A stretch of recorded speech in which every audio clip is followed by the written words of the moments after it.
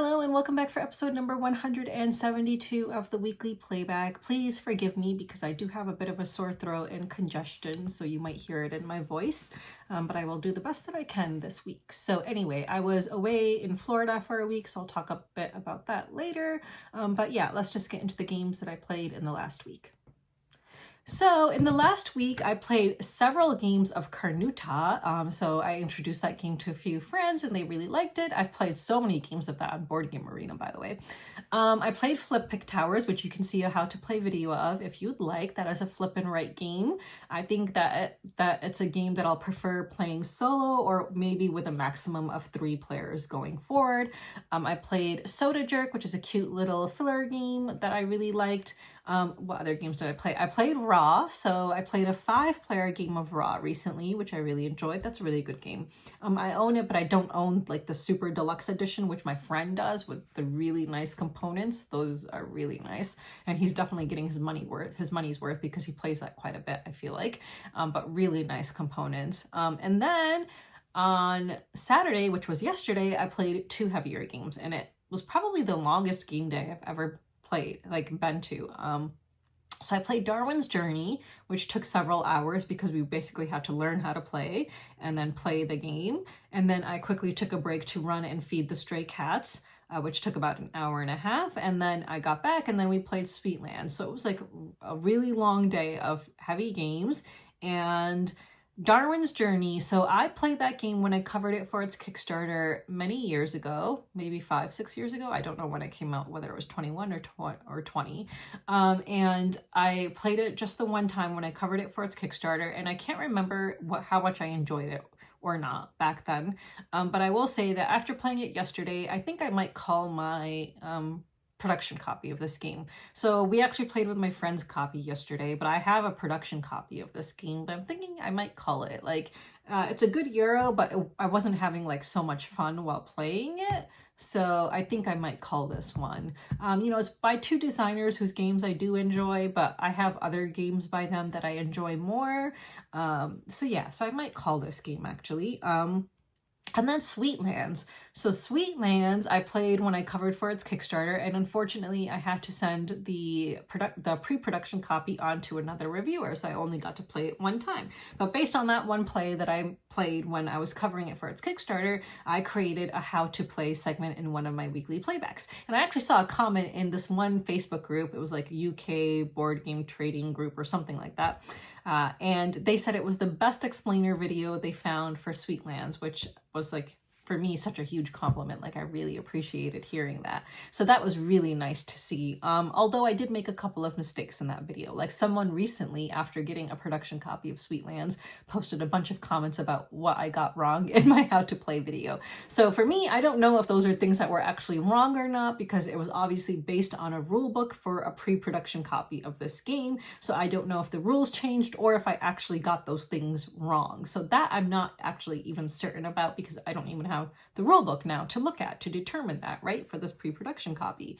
So playing it yesterday, 3 of us had already played it because the 2 of the friends I played it with were the same 2 friends I played it with when I was covering it for its Kickstarter. And then we had one additional person who I believe actually won, which is interesting. So like the person who had never played before is the person who actually won, if I'm remembering correctly. Very interesting, right? So anyway, so we played it again yesterday, and I performed so badly yesterday.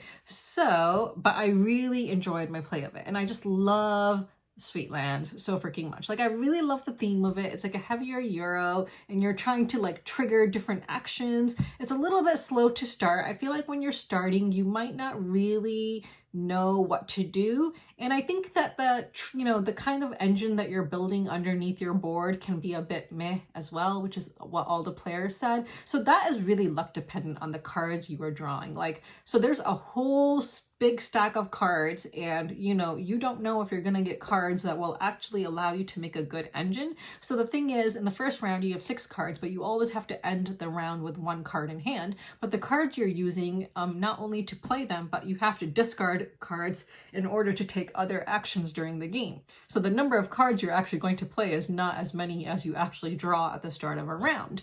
Especially when you have to end the round with 1 card in hand. You have to do that for the first 4 rounds of the game. game. For the last round of the game, you don't need to do that. It plays over 5 rounds.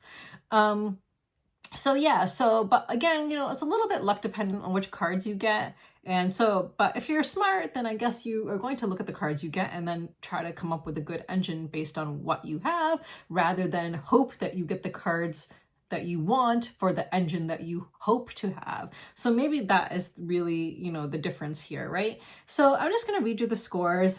So the first time I ever played this, I scored 106 points, and then another player had 94, and the winner, who was Jeff, he had 200 points when we played this back in 2024.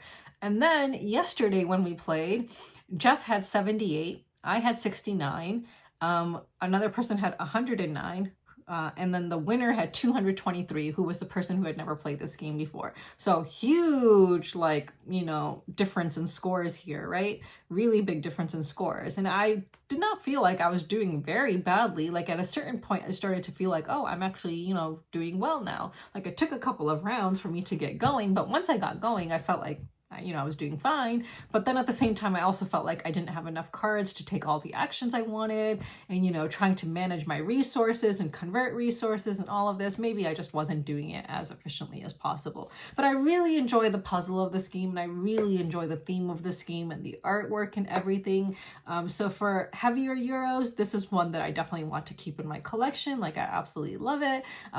After playing, my friends were like, yeah, they probably don't want to play again. So one of them actually commented that for a heavier Euro like this, like you don't want to wait a long time before you play it again, because then you have to relearn the whole thing, and that's not fun. So if we were to play it again, we want to play it shortly after this play, but that's not going to happen. So who knows when the next time is that I'll ever get to play this game. Like that's, kind of an unfortunate thing about heavier Euros, and especially if you are a single person like me and don't live with someone or have a partner who likes to play heavier Euros, and you're kind of dependent on friends who to play all the games you want to play. So then, it's a little bit unfortunate because you might not get to play all the games that you want to play, like Sweetlands. So who knows if I'll ever get to play it again or when. But I was lucky that I got to play it yesterday because I really wanted to. I was really itching to play it ever since I got my production copy of this game because it's absolutely stunning. I mean, the components are amazing. The artwork's amazing. I just really love it. It's just a really big table hog. So if you play Sweetlands, just keep that in mind. And I also really wanted to play it because I saw that the publisher is coming out with the next game in their big box series. So this box is the same size as the Ostia box, which I really love. Ostia is not a heavy game at all, though. That's the game with the Moncala style, with the ships and everything. I don't think it's a heavy game. I find it to be like a medium weight on the lighter side game. So yeah, that's a pretty easier game to play, but I absolutely love Ostia. And then came along Sweetlands, and now they've announced a game called Rosalie, which looks so good, with art done by the same person, and it's about creating rose gardens. Like I just need that game so badly, and I want to cover it so badly for its Kickstarter, so I hope I get to. But yeah, so that's why I really want to play Sweetlands. So I'm just really glad I got to play it again. Just really happy. Like it made me happy, even though it was a very long game day yesterday. Like, oh my God, I think it's probably the longest game day I've ever had. So we got there at 10, and of course it took, takes time to set up and then go through the rules. So we played Darwin's Journey, and as soon as Darwin's Journey finished, I quickly ran out to go feed the stray cats, and then I came back, and then we played Sweetlands, and I did not get to leave until after 9:30, like by the time we were finished cleaning up and everything. I think that is the longest game day I've ever had, because I typically don't do like all day game days like that. Like I typically do not have the stamina for that. So yeah, so I was really beat by the end of yesterday. So those are the games that I played recently. I think I've mentioned everything now. So let's move on. So in terms of new arrivals, I already showed you guys Flip Pick Towers, which is a review copy that I received from Osprey that I played a couple of times recently, more than a couple of times solo, and then a 5-player game of this. So really happy to have received this review copy because I really had my eyes on it and I really, really wanted it. So really happy about that. And then you guys saw that I purchased Soda Jerk. So another review copy I received, the publisher had already sent this to me before, and I did not open it before. And they sent me the same game again and again. It's going to remain unopened, and that is the Color Monster Travel Edition. So this is from Devere Games, and the reason I'm not opening it is because it seems like it's geared towards children. So it's for 2 to 5 players ages 3 and up, and I just don't think that, you know, it's a game I'm going to play, that any of my friends want to play. So I'm going to save this as well as the other copy I have, because now they've sent me 2 copies of the same game. So I'm going to save these for a raffle fundraiser for Rock Cats when I do one this year, like towards the end of this year. So I'll have 2 copies of this, and I'm sure that there will be families who would be interested, hopefully, in getting those games. But I do need to talk about that a little bit later, because there is one big kind of, you know, snafu with that we'll get to a little bit later with the raffle and everything. So that is something that arrived. And then I received a production copy of Mutagen, which I did cover for its Kickstarter. I haven't unboxed it yet. I'm just going to leave it in shrink wrap for now because I don't have any plans to play it anytime soon. But apparently, you know, it's the deluxe edition, and it comes with these like different like gloves that you would be putting on the workers to upgrade them and stuff. So that is another game that I received recently. Dronda Games, which is the publisher that I work for when I work at Spielessen, they had a game on Kickstarter recently, The Old Ones of El Dorado, which I have not covered for its Kickstarter, but then they canceled it and they're going to relaunch it at some point. So I hope that someday I'll get, you know, a review copy of that, because that seems like a cool game that I would like to actually play. I did not get a chance to demo it when I was at Spielessen though, and I haven't covered it for its Kickstarter, so I don't know how it plays or anything about it, but someday I would like to check that out. And then in terms of games that I'm backing, so, you know, as I said, I'm trying to be more selective. So, you know, this is, well, I said that, but then the first game I'm going to mention is not me being selective. It's me just having completionist tendencies. So I'm backing Ludos, the Ancient Games Collection Europe, because I already own the other 3 sets. I own South America, Asia, Africa. Wait, is there an American edition? Because I feel like maybe there's 4 other sets then, because I think that there's an America's edition, or maybe South America includes North America. Maybe it's the Americas. I don't remember, but I know that I own all of them. So I just feel like I have to back this one to complete the collection. It's the last Ancient Games collection that they're coming out with. So I actually have never played any of the games from any of the Ancient Games collections that I own, which is absolutely terrible, but they are really stunning looking. Like the boxes are really nice. They're just really cool with cool like drawer compartments. Yeah, so I'm terrible, I know. Someday I should get around to playing them. But yeah, so I'm backing this Europe collection just to, you know, for my completionist tendencies. And then for the new Kickstarter, Forage and Honey Pot, I'm proud of myself because I'm not doing an all-in pledge. I'm only backing the game that I actually want, which is Honey Pot. So I am not backing both games, and I'm only backing Honey Pot. So that looks really cool. I just really like the artwork. It's got bears and bees and it's just cute. So yeah, so I'm backing Honey Pot. So those are the only things that I'm backing right now. So let's move on. So I haven't gotten around to creating a list to share with all of you for games that I'm calling. I know I am the worst. I'm such a procrastinator, and I just feel like I just never have enough time to do all the things I want to do. And then being away in Florida for a week, I was working while I was visiting my sister in Florida, and it was actually a really busy work week too. Like every day I had so many meetings and stuff that it was just really busy while I was down there. So it's not like I actually even got to enjoy much of Florida. Like the thing that I really enjoyed in Florida was just eating really good food and drinking some amazing drinks while I was down there. So there is this one. So if you are ever in the Fort Lauderdale area, I don't remember the name of it. Oh yeah, I do now. It's called Ren Coffee, R-E-N, Ren Coffee. It's a coffee cart inside of this vintage clothing store. The clothing is really hideous. Would not recommend. But you know, I think people only go inside this clothing store just for the coffee cart. So I never ever saw anyone purchasing an item of clothing or even looking at any of the clothes. It's a really small store, and I never saw anyone looking at any of the clothes. They were always there just for the coffee cart. So this coffee cart has the most amazing drinks, like, oh my god. So I would get their matcha and ujicha, hojicha drinks, hojicha, not ujicha, hojicha, which is like toasted matcha. Oh my God, so freaking good. The most amazing drinks I've ever had, and it has forever ruined matcha and hojicha for me because I just don't think I will ever find anything that compares to their drinks. Like, so if you are ever in Fort Lauderdale, definitely check out Rant Coffee. Just had some really amazing food and drinks while I was down there, and that's basically the extent of what I got to do when I was in Florida in terms of enjoyment, really. So yeah. So that was my Florida trip. And then I came back, and then actually on the return trip from Florida, I yet again got food poisoning. I don't know what I ate because me and my little sister ate the same things on Saturday, ate and drank literally everything the same on Saturday. And then on my return journey on Sunday, I was sick and dealing with food poisoning, and I had it until like Wednesday morning, basically. So that was not fun.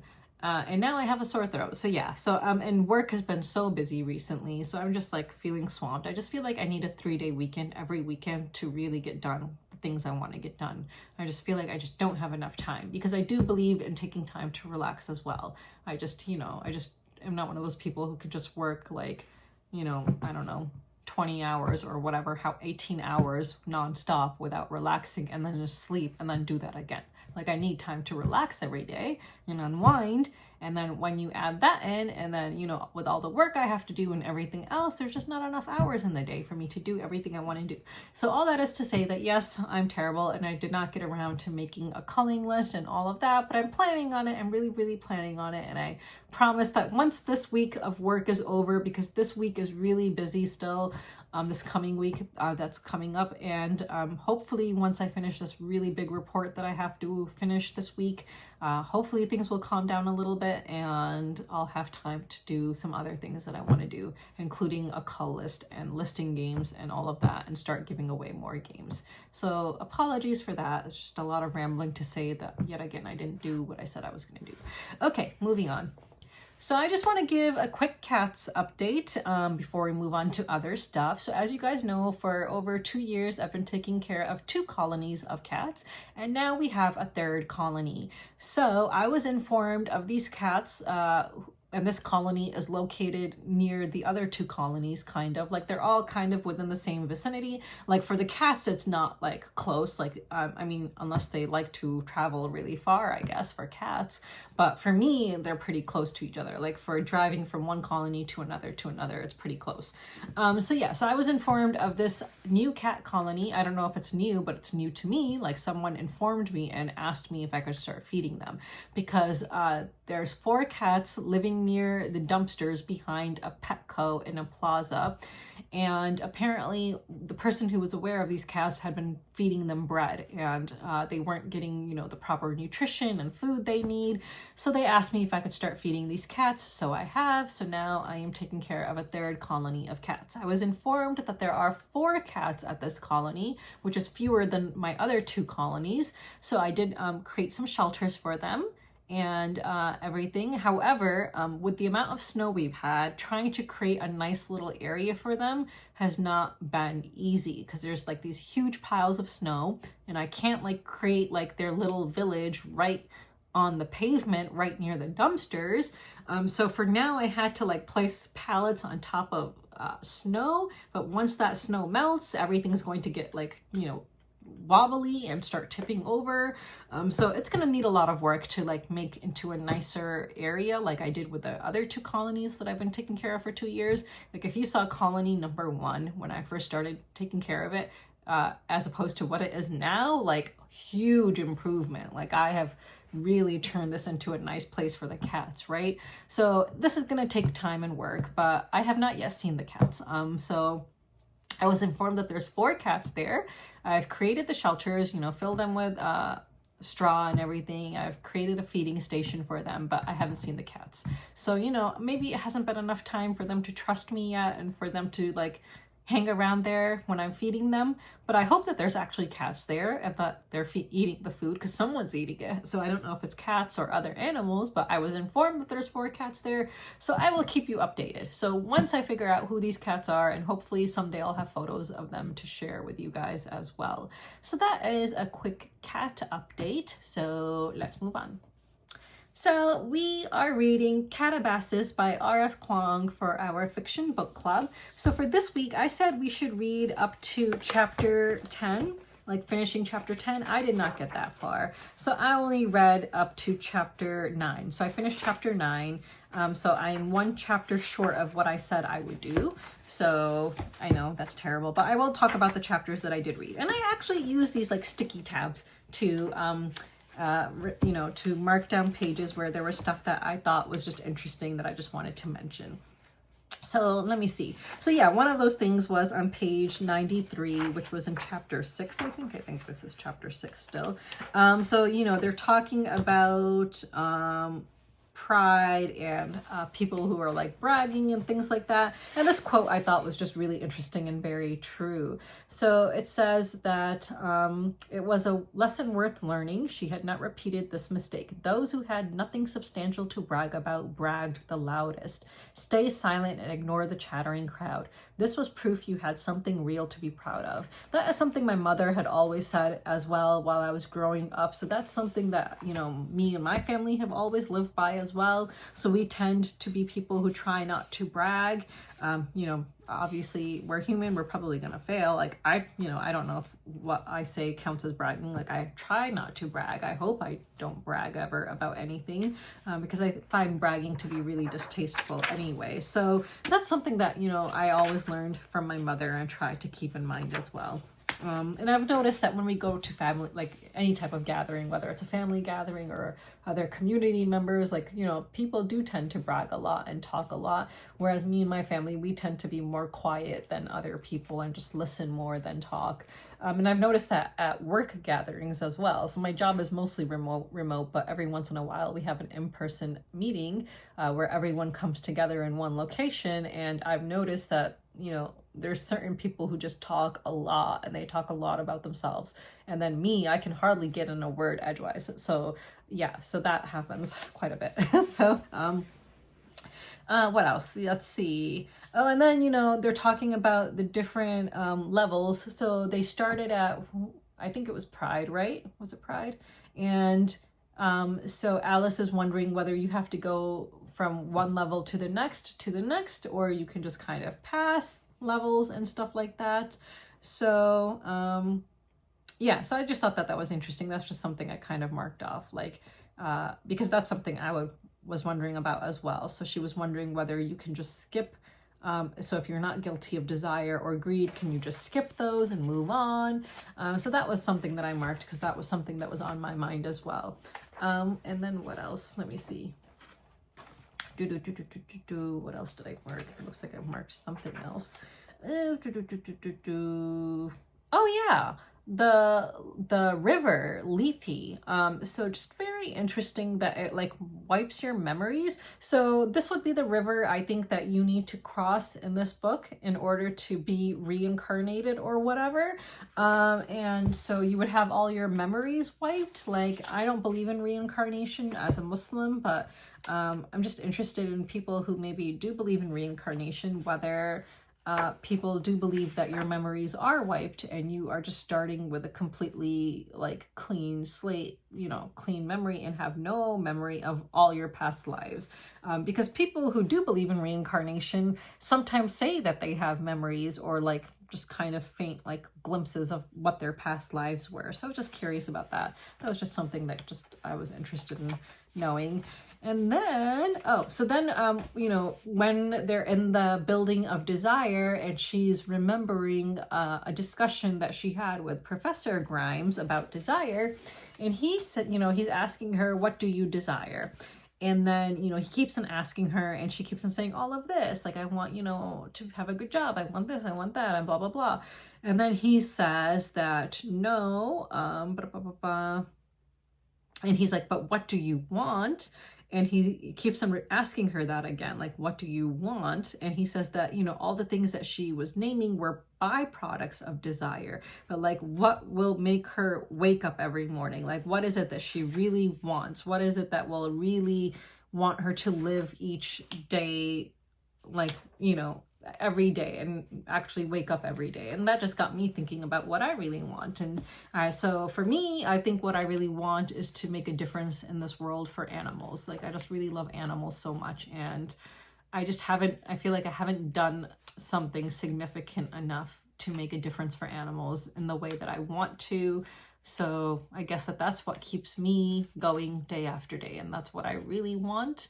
But then at the same time, I feel like I have issues with procrastination and a whole bunch of other issues that prevent me from doing the things that I want to do to try to make a difference in the way that I want to make a difference. So like, for example, finishing my board game about elephants. So that's something that I really want that I haven't done yet. So, but that's that's a goal that I really have and hope to achieve someday. So I think that's what I really want. But it was really interesting that Building of Desires, though, was really gross. Like, those scenes of like, did not appreciate that. Like, just I was kind of grossed out by all of that. But yeah, so just interesting seeing the different buildings. And I thought it was really interesting that the Pride building was like, a library with all these books, and this guy, this Shadow, had his own office, and he was totally prideful. And then it made me think about pride, and I feel like I am guilty of pride, because I don't know if this is pride, but like just calling people stupid and just being like, I can't tolerate stupid people. Like, I don't know if that's pride, because I do understand that not everyone has the same opportunity to education, but I feel like nowadays, maybe that's not 100% true. Like, maybe you don't have the same opportunity to go to a university and get a university education, but like most people have access to internet, and you can educate yourself by reading books for free or reading articles or whatever. Like, you have the world at your fingertips now. It's not like many years ago where people didn't have the internet. So when I say I have no patience for stupid people and I cannot tolerate stupid people, I started wondering if that's a form of pride, like me being proud and just being like, oh, like, you're beneath me because you're stupid and you don't bother to educate yourself. Like, is that pride? I don't know. So it just got me thinking a little bit about myself and whether I am guilty of pride or not. Because obviously that's a sin in Islam too. So things I need to think about and, maybe work on. So anyway, let me know your thoughts on these few chapters. And I'm terrible, so I didn't read chapter 10, so I'll read that for next time. But why don't we just read up to 13? Yeah, I think that's good. Why don't we read chapters 11, 12, and 13? So stop at the end of page 214. I think that's doable in 1 week. Because I'm finding this to be a really interesting read, so it's not like it's going super slow or anything like that. Like, I think it's just, I did read one of the several of the comments that people said about this book that was that it kind of moves slowly, but I'm enjoying all the details so far. So far, I don't feel like it's going to be a do not finish book for me, but let me know what you think. Is it too much right now? Like, are all the details kind of unnecessary? Let me know what you think, and let me know what you thought of Pride and Desire, those buildings. So let me know your thoughts on that below. So yeah, so let's read up until the end of page 214 for next time. So for our nonfiction book club, we had decided to skip the White Revolution and just move on to the Islamic Revolution, the making of the Islamic Revolution, which starts on page 703. So I did not get very far, so I'm terrible. Like, I started reading it and I did not get, I hardly got anywhere, to be honest. I only read like 5 pages, which is terrible, but it's something. It's better than nothing, right? So I'm just going to talk about the few pages I read, and then hopefully for next time I'll have actually finally finished this chapter. So the making of the Islamic Revolution starts on page 703, and I think that this is really important now because we have seen that the United States has started to, I haven't looked at the news today, so what I'm saying could be outdated news by the time this video is up tomorrow. Like, I really hope not, because I really obviously do not want the US to attack Iran. Like, that is absolutely something that I am 100% against. And, I've talked about what I feel the Iranian people, what I feel that they want, from what I know of people inside Iran and myself. So, obviously, I think any kind of foreign interference is terrible. It should not be happening. yeah, so I've already talked about my views on all of that before. So the making of the Islamic Revolution. So yeah. So, you know, one of the first things you read about is how the Islamic Revolution was backed by quite a different number of people, like from different backgrounds. So it was backed by Islamic activists, many of them radicals, the urban poor, merchants of the bazaar, and the youth, the university students, lower ranking government employees, and men and women of modest urban backgrounds. So, you know, there was all kinds of people backing the revolution for different reasons, which we will learn about. But, you know, so you see that it is a bunch of different people and not just one group of people, which Western media would have you believe. Like the way Western media talks about the Islamic Revolution now is as though it was just, you know, radical Muslims or people, you know, who are, you know, fundamentalists or whatever. But no, at that time it was a lot of different people. And why? Because the government was corrupt, right? And also, so it talks about, you know, what influenced kind of the Islamic Revolution. So, you know, it was also the Cuban Revolution, the Vietnam War, it was the Palestinian, you know, liberation movement, and so on. So all of that kind of influenced the Islamic Revolution as well. So we learn a lot about, you know, the different things that were leading up to the revolution. So, you know, there were a number of systemic problems in the late Pahlavi era. So let's see. So it says the socioeconomic, demographic, and cultural changes of the late Pahlavi era sharpened social divisions and contributed to public discontent. Yeah. So then the first sparks, so like I said, I didn't read too much, but I'll just mention what I did read. So, you know, then it talks about Jimmy Carter's campaign to become US president. And then it says, so yeah, Carter's advocacy, even before assuming office in January 1977, sent a positive signal to the Iranian liberal opposition, including veterans of the former National Front, lawyers, intellectuals, journalists, and dormant revolutionaries from the olden days. So yeah, so then it talks about letters that were written to the Shah, right? Criticizing his human rights violations and demanding greater accountability. These letters also raised concerns about the state's flawed economic policies, wasteful and mismanaged development projects, nepotism and corruption in high office, dysfunctional bureaucracy, culture of subservience and sycophancy, alienating social policies, and ill effects of the Shah's autocratic style.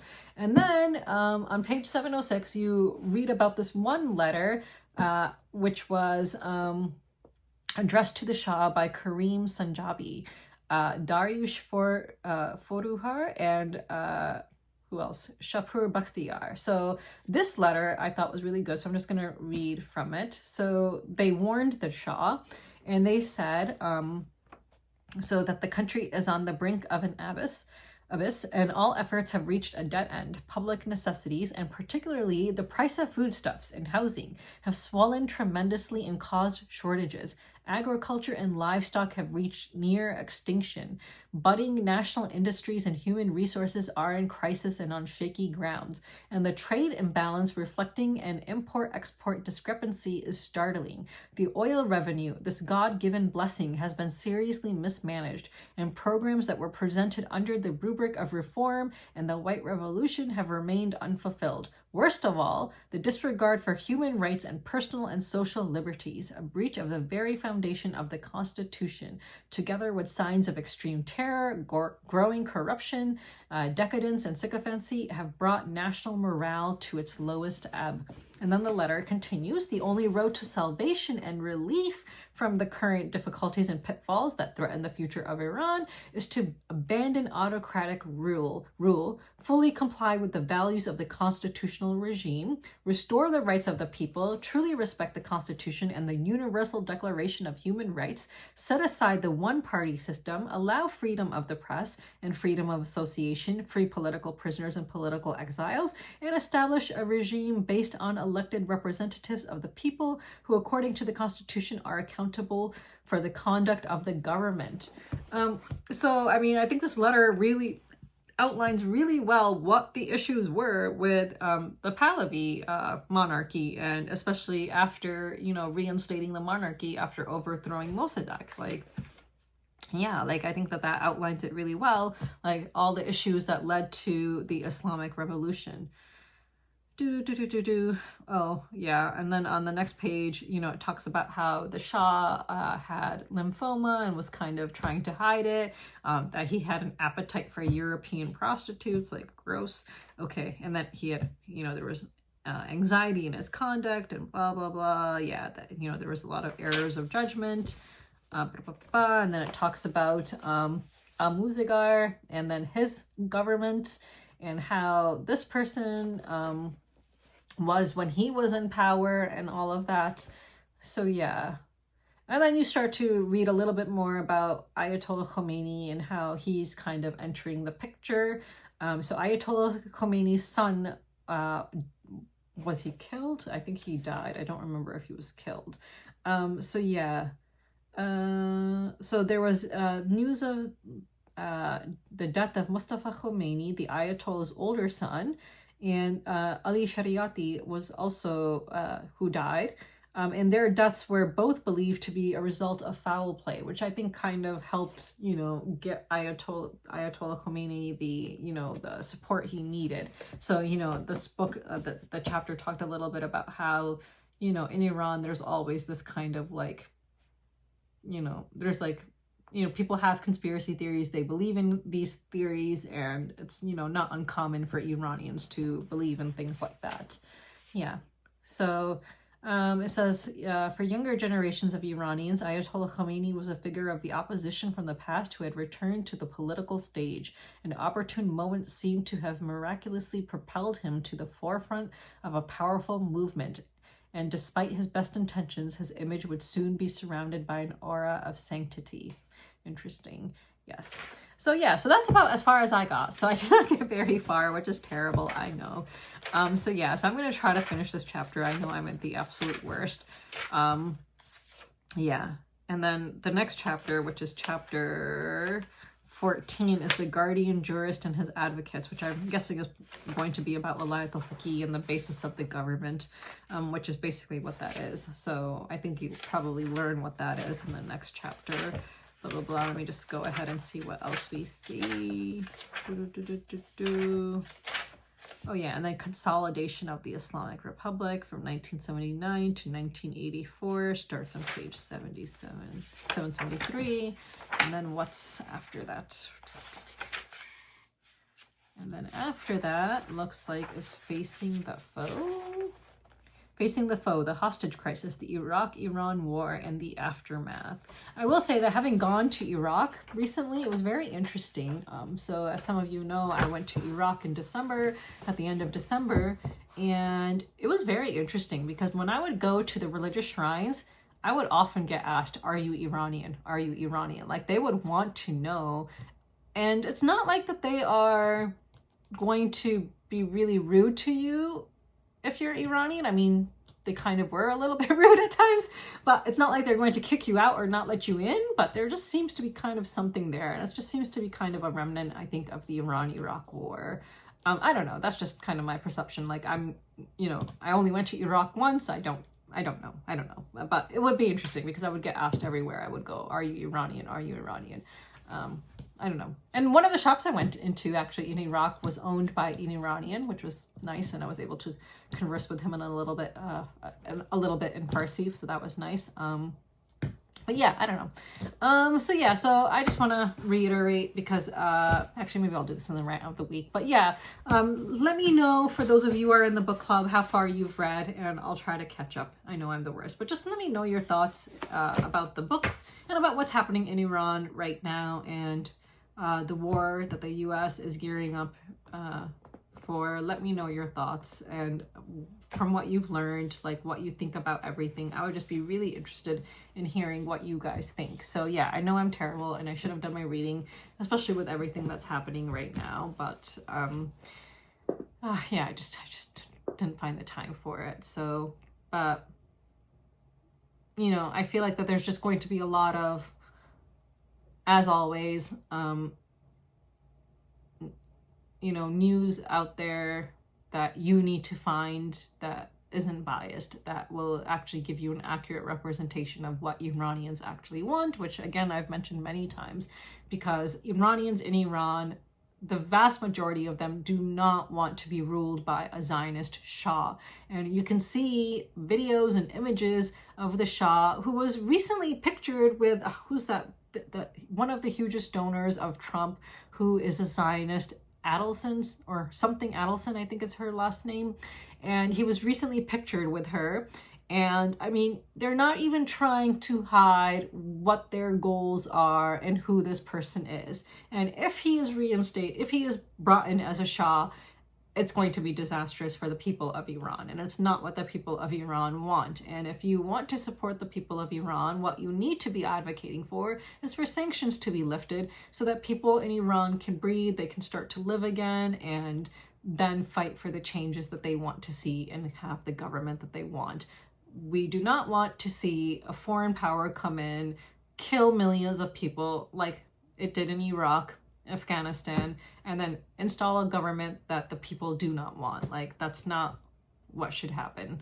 But that seems to be the road that the United States and Israel want to take and are on right now. And Israel has made it abundantly clear how it intends to take over most of the region for Greater Israel.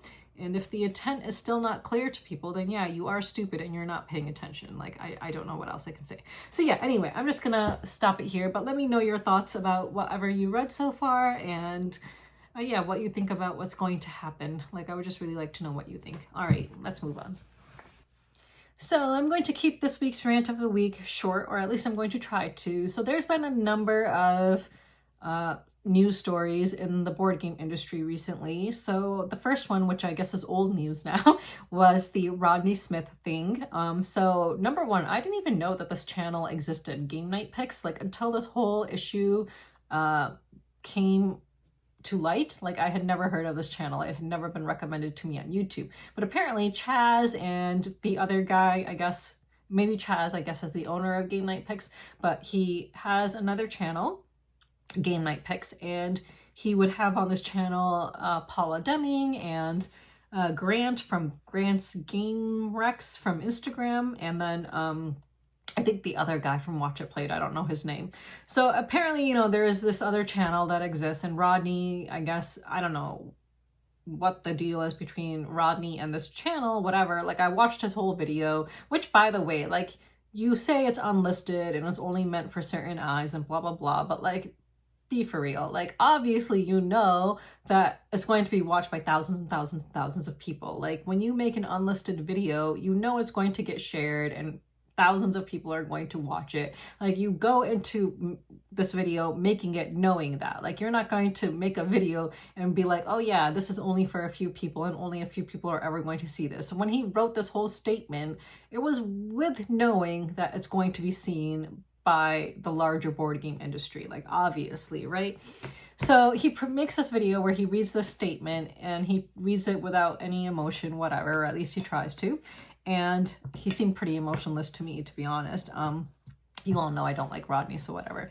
But yeah, he reads this statement, and then he's just basically trying to separate himself from Chaz and this channel, and he just doesn't want to go down with Chaz and this channel, right? So I don't know what their connection was. I don't know if they had any contracts in place. So someone emailed me and actually asked me to give my legal input on this whole thing. And I can't do that because, number one, I don't know if Chaz is Canadian, but I believe Rodney is Canadian. And I don't know what the laws are in Canada for contracts, for business contracts. I don't know if they had a business contract. I don't know if they had a contract for their collaborations. Like, I really have no clue about any of that, right?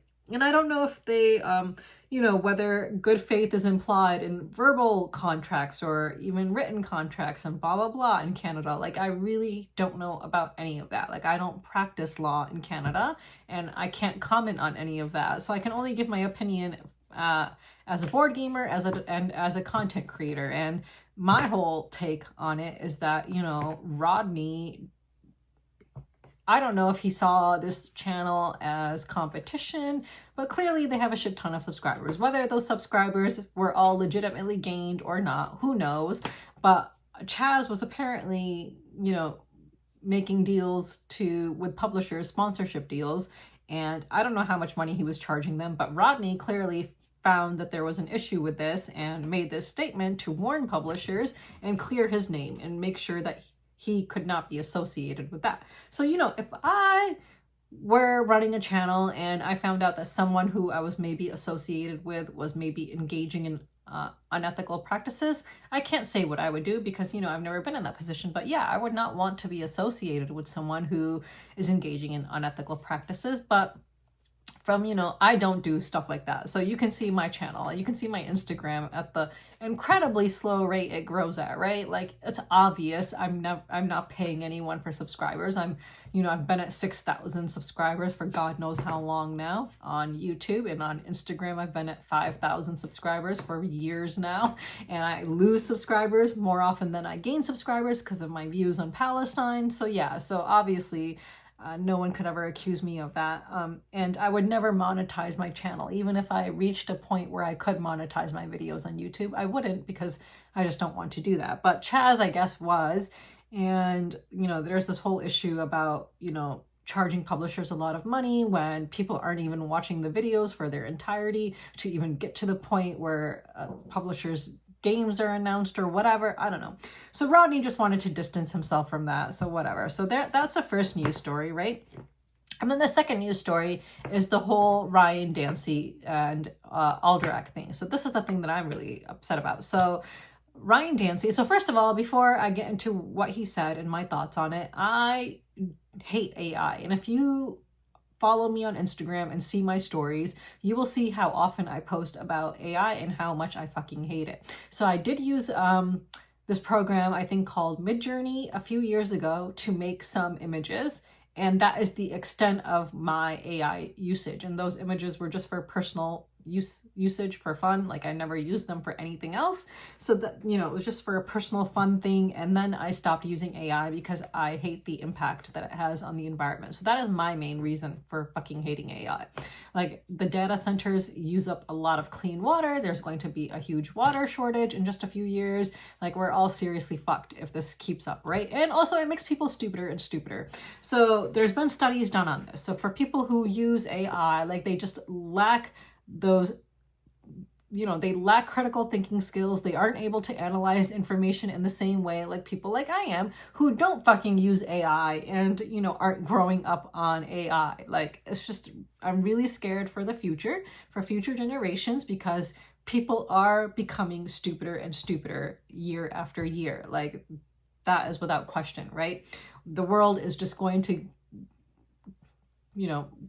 go down. Like, it's just, it's really bad, right? So I hate AI. Okay, so that's what I want to say first of all. But Ryan Dancy posted something on LinkedIn about AI and about how AI can create a board game and blah, blah, blah, and designers really can become obsolete or something like that. I don't know. You can go find it. You can read the whole statement. And then Blue Sky was in an uproar, right? Like, so all the Blue Sky people were in an uproar and posting about it. And then I think it was literally the next day, John Zinsser, maybe 2 days later, announced that Ryan Dancy has been let go from AEG.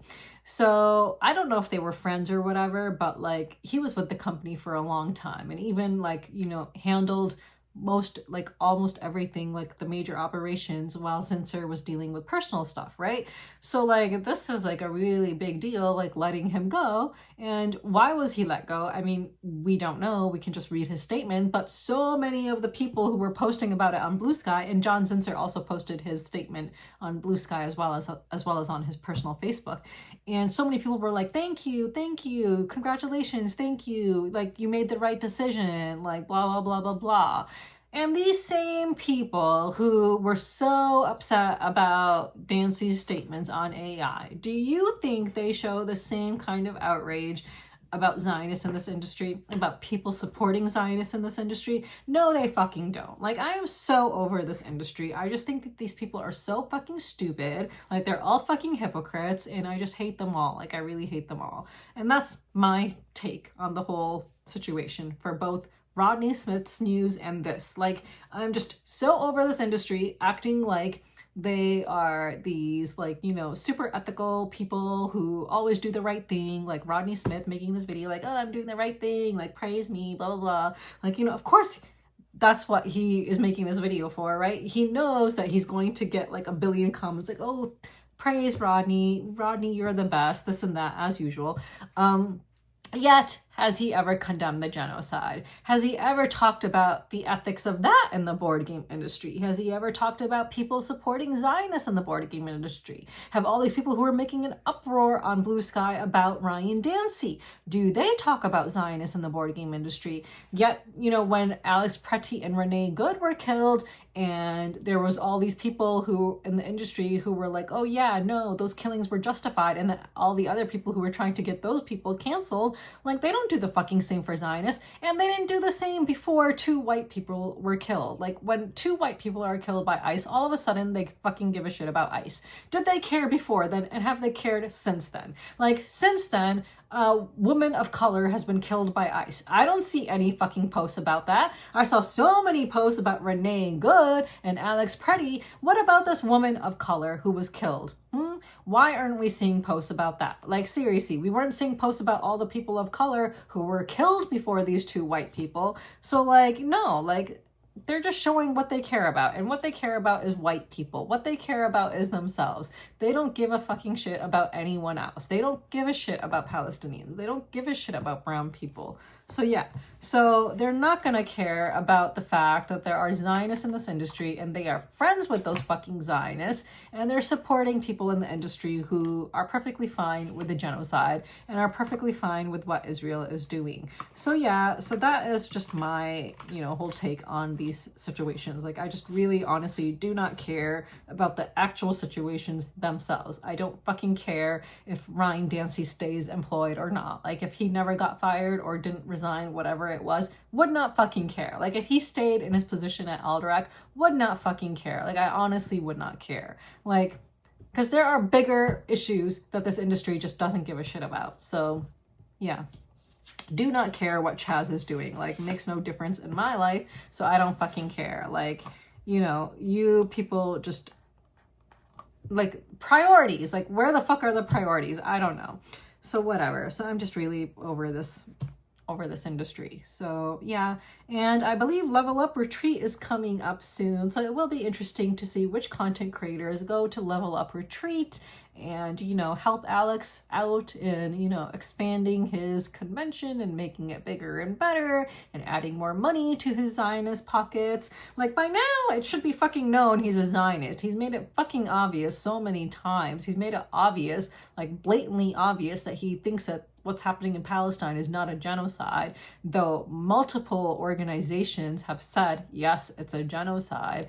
And the Lancet Journal recently again said that, yes, the death toll is greatly underestimated and it's significantly more than 200,000 people killed, yet everyone is just going to fucking ignore that. Oh, recently, I thought that this was really interesting, in fact. So speaking of Grant Games Rex, he made a post on Instagram recently. It was a reel talking about how Donald Trump probably wishes that this was the olden times, because back in the olden days, like ancient times, rulers could say that, oh, God told me this, and now, you know, you have to believe it, whatever. And I was like, dude, you don't need to fucking go to ancient times. Like, it's literally happening today. Like, how do you think Israel is justifying its genocide? It's because God promised them that land. So yeah, we're gonna just eliminate all the Palestinians who were living there, ethnically cleanse them, and keep this land. And millions of people around the world believe it. So I left a comment on his video saying that. He totally ignored my comment, but he like acknowledged every other comment left on the video. So yeah, so there you go. So yeah, so people really just do not give a fucking shit. Like, I left a comment saying, like, you don't need to go to ancient times to see people using God to justify their terrible actions. Like, it's literally happening right now. And he just completely ignored the comment and responded to other people's comments and liked other people's comments and just ignored mine. So yeah, I mean, I guess that was expected, right? So I know I'm like the pariah in the industry and people are just, you know, people find me to be insufferable. I get it, but I'm going to continue being insufferable because someone has to be. And no one else is talking about this genocide as much as I am. And no one actually is trying to get the industry to acknowledge what, you know, a plague Zionism is to this earth and how it really needs to be eliminated. So, yeah. Yeah, so I guess that's my rant of the week. I'm not sure I have much else to say. Oh, I will say one other thing. So with Iran, with the US gearing up to go to war in Iran to liberate it and really just give Israel what it wants.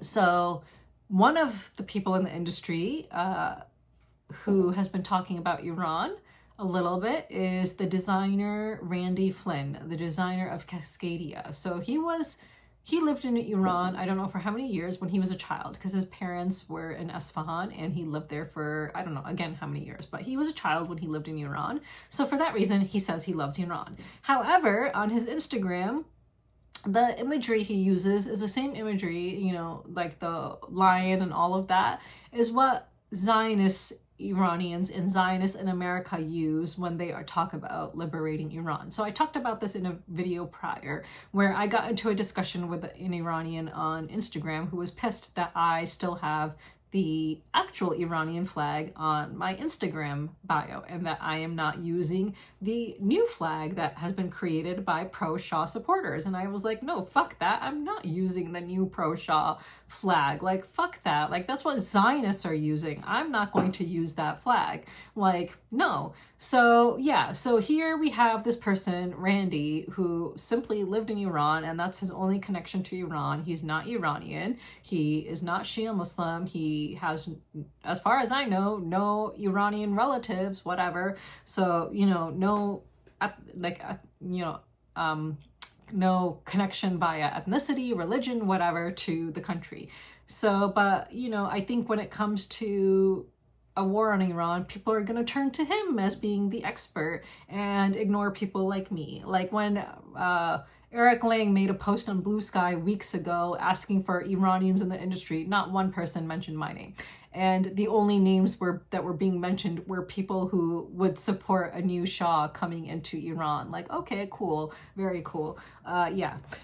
So, you know, again, I just shows this industry is just shit. Like, I just feel like that's just further proof of what shit this industry is. So yeah, of how shitty this industry is. So yeah, so that's what I wanted to mention. So I will be interested to see what Randy has to say if Iran gets invaded, because I recently did see that he was like, oh, Iran should not be invaded by the US. But yeah, but if you're this kind of stupid person who is using the words free Iran in the same way that Zionists are, then you're kind of responsible, because that's what free Iran means to those people. They're asking for US intervention, and they're not the ones who are going to suffer because they have not lived in Iran for many years. Like, their families fled after the Islamic Revolution, and they're not the ones who are going to be bombed to death in Iran. They're not the ones who are going to suffer. It's the Iranian people who are currently in Iran who do not want to see a pro-Zionist Shah installed in their country. They're the ones who are going to suffer. So when you say free Iran, you're basically giving the green light to go and bomb Iran. That's what we've been trying to educate people about. Like, saying free Iran is not the same fucking thing as saying free Palestine. When you say free Palestine, you want to free an indigenous people from colonization, from apartheid, from genocide. You want them to have their homes returned to them. It means land back. It's not the same fucking thing. When people say, oh, free Iran, what they mean is bomb the shit out of Iran, take control of the oil, and install a puppet Shah. That's what free Iran means. So no. So yeah, just really upset about that. So it will be interesting to see the industry's take and how they will all suddenly become experts on Iran and the Middle East soon. That's what we'll see, right? Because they're all going to give their expert takes on the situation. So anyway, that's my rant of the week. I just hate everyone. So yeah, so let's move on. So this week's question of the week has to do with really heavy games. So if you're playing a really heavy game, I want to know whether you're fine with not playing it then for another few months maybe. And then the next time you play it, you kind of have to refresh, your recollection, and you have to, go over the rules again and remember how to play again. Like, are you cool with that? Or if you're playing heavy games, do you want to play them a number of times close together so that you remember how to play and that you can work on your strategy and not spend too much time on the rules? So I just want to know if you have a particular way of playing heavy games, and if you have heavy games, whether you want to play them close together, or you're fine if you play it once and then don't play it again for a few months and then play it again. I just want to know if you have any, patterns with playing heavy games or not, Unfortunately, that's not something I have the luxury of doing, playing heavy games, one day and then again another day, or even the next week. Like, that's just not something I can do, considering I live alone, I don't have a gaming partner, and I have to rely on my gaming friends to play games. So unfortunately, I can't do that. But it's just something that, came to mind after our play of Sweetlands yesterday, and just, based on what my friends said and whether they would want to play the game again or not, and whether we ever would get a chance to play it again or not. It's just something I wanted to ask other people about and see whether, people do things a certain way when it comes to heavy games. So let me know in the comments below, and until next week, bye!